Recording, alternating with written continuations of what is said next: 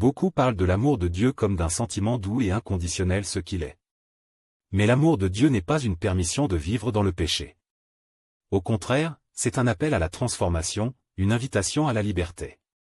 Car le péché dresse un mur entre nous et notre Créateur, un mur que seul le rejet sincère du mal peut faire tomber.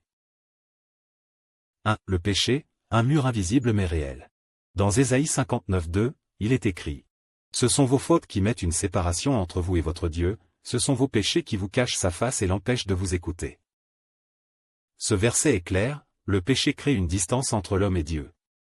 Ce n'est pas Dieu qui s'éloigne de nous, c'est le péché qui nous cache sa lumière. Comme un nuage sombre entre le soleil et la terre. 2. L'amour de Dieu nous pousse à rejeter le péché, pas à le tolérer. Dieu nous aime trop pour nous laisser prisonniers du péché. C'est pourquoi il a envoyé Jésus-Christ, non pour nous excuser, mais pour nous délivrer.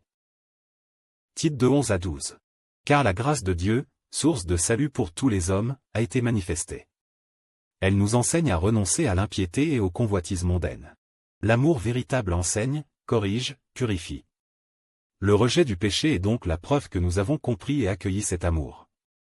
Sans cela, l'amour reste une idée, mais pas une réalité vécue. 3. Jésus est mort pour abattre ce mur.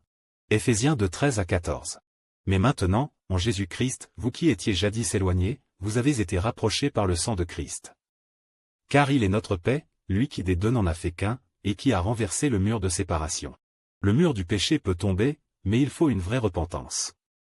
Il ne suffit pas de dire « Dieu m'aime », il faut répondre par une vie qui rejette le mal et cherche à plaire à Dieu.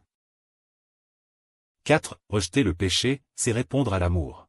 Jésus dit dans Jean 14:15. « Si vous m'aimez, gardez mes commandements. » L'amour que nous avons pour Dieu se trouve par nos choix.